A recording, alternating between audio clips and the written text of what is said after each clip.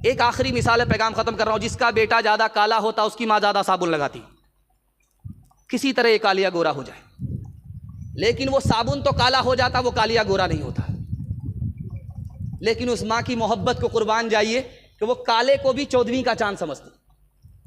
अपने काले बेटे को मां बुलाती है कि बेटा तुम्हारी सूरत अच्छी नहीं है, होंठ मोटे हैं, दांत बाहर है, कोई तुमको अपनी जगह नहीं देगा, मजलिस में नहीं बैठाएगा।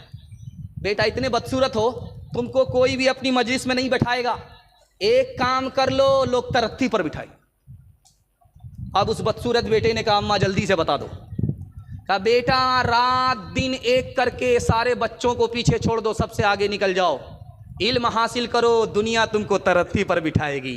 यही बच्चा रात दिन एक करके इल्म हासिल करता है, यही काला बदसूरत बच्चा वक्त का मक्के का काजी बन गया। खुदा है मेहरबान बोलो, बोलो है मेहरबान बोलो, ए अहले वतन जान वतन बन के दिखा दो, इस खाक के ज़र्रे को भी इंसान बना दो। इंसान वो है इल्म की हो जिसमें तजल्ली, हैवान को कभी इल्म मिला हो तो बता दो, कांटों को जिहालत के अलग काट के फेंको, तुम इल्म से फूलों से नया बाग खिला दो। है मुल्क में तफरीक जिहालत के सबब से, तुम इल्म की क़ुव्वत से ये झगड़ा ही मिटा दो। बे इल्म का जीना भी है एक किस्म का मरना, जैसे तने बेरू जला दो के दबा दो। खुदा है मेहरबान बोलो, बोलो है मेहरबान बोलो। खूबसूरत जलसा निकल गया। आपसे वादा लेता हूँ, बेटे को स्कूल के झूले पर और औरत को अपनी बेटी को चूल्हे पर बिठाएंगे। हाथ उठाइए, बिल्कुल सही जा रहा है इंशाअल्लाह। खैर माशाअल्लाह, साबित कर दिया आपने कि आप रांची में नहीं हैं, बिहार में। अल्लाह आपके बच्चे को इल्म हुनर से माला माल फरमाए। औरतों के हवाले से सिर्फ 2-3 पैगाम बाकी रह गए, 5 से 7 मिनट में मेरे हिस्से का जलसा मुकम्मल हो जाएगा। पेशाब पाखाना रोक करके बैठेंगे, हाथ उठाइए इंशाअल्लाह। ये गलती मत कीजिएगा, ऊपर से ही लाइसेंस मिला हुआ है। पेशाब लगे 9-2-11 हो जाइएगा, वरना जलसा खराब हो जाएगा। बस औरतों के हवाले से आपको पैगाम सुनाने के लिए जा रहा हूं। हैदराबाद से 73 साल का बूढ़ा बिहार आता है, उत्तर प्रदेश से 73 साल का बूढ़ा आता है, 18 साल की लड़की से उसका निकाह हो जाता है। अरे भाई, इतने बूढ़े से इतनी जवान लड़की का निकाह हो गया, कितना बड़ा जुल्म हुआ। ये माँ बाप कैसे हैं? उस माँ बाप से ज्यादा गुनहगार ये समाज है। इसने निकाह को तिजारत बना दिया। ये कोल्हिया बिरादरी है, इतनी चालाक बिरादरी है ये। बेटी की शादी यहीं करती है ये। जहां बेटा इनका कामयाब हुआ, सीधे अपनी बिरादरी से निकल करके शेख बिरादरी में चली जाती है। चूंकि बेटे से कमाना है, बेटी की शादी करेंगे, उसके लिए यहां लड़का मिल जाता है अपनी बिरादरी में। लेकिन बेटा कामयाब हो गया तो अब अपनी बिरादरी में लड़की नहीं मिलती है। ये घोटाला है। अल्लाह इस कौम की हिफाजत फरमाए। कुछ लोगों ने तो इस कौम का इतना नाम रोशन किया है कि अगर कोई बेटा वाला आकर के बोल दे कि हमको गाड़ी चाहिए, तो फौरन कहती है कि आप यहां से जाइए, हम आपको रिश्ता नहीं देंगे। ऐसी शराफत इसने बाकी रखी है। यही वजह है कि लेन देन का रिवाज इस बिरादरी में कम है। लेकिन कुछ भूमिहार लोग, होशियार लोग, चोर दरवाजे से इधर से उधर चले जाते। अल्लाह इस बिरादरी को सलामत रखे। इसने अपनी दीनदारी का, शराफत का भरपूर सबूत दिया है।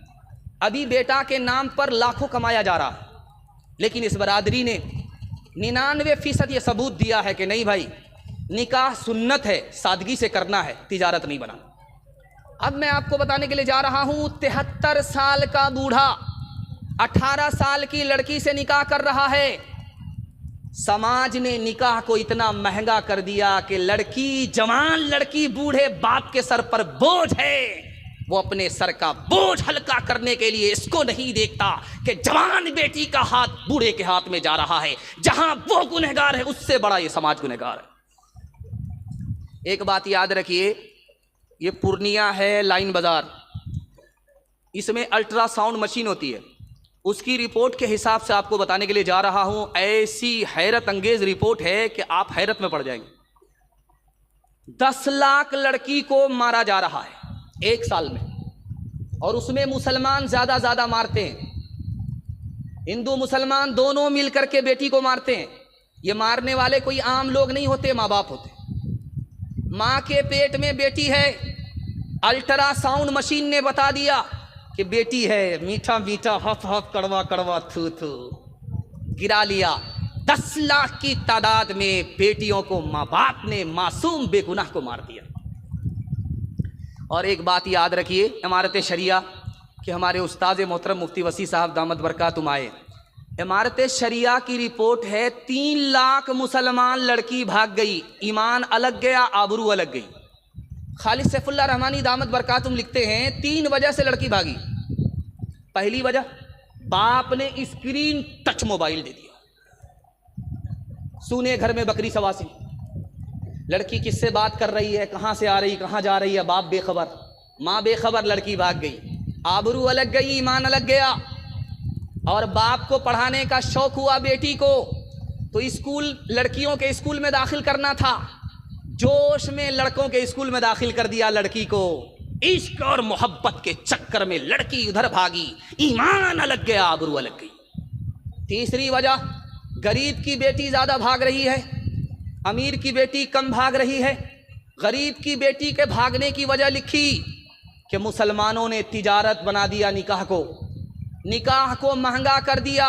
गरीब की बेटी भाग गई, आबरू अलग गई, ईमान अलग गए, समाज भी गुनहगार है। ठीक बारात जाने से 1 दिन पहले लड़का फोन करता है लड़की को, तुम्हारे बाप की औकात है 4 चक्का देने की, बारात कल जाने वाली है। लड़का लड़की को फोन करके कह रहा है कि तुम्हारे बाप की औकात है 4 चक्का देने की। तो लड़की भी तुर्की बतुर्की जवाब देने वाली थी। उसने कहा मेरे बाप की तो इतनी औकात है कि हवाई जहाज दे सकता है, लेकिन तुम ये बताओ कि तुम्हारे बाप की औकात है एयरपोर्ट बनाने की। हलवाई की दुकान, नाना जी का फातिहा। ओ दुनिया वालों छोड़ दो आदत जहेज की, अच्छी नहीं ये रीत रिवायत जहेज की। ओ दुनिया वालों छोड़ दो आदत जहेज की, अच्छी नहीं ये रीत रिवायत जहेज की। सबसे बड़ा जहेज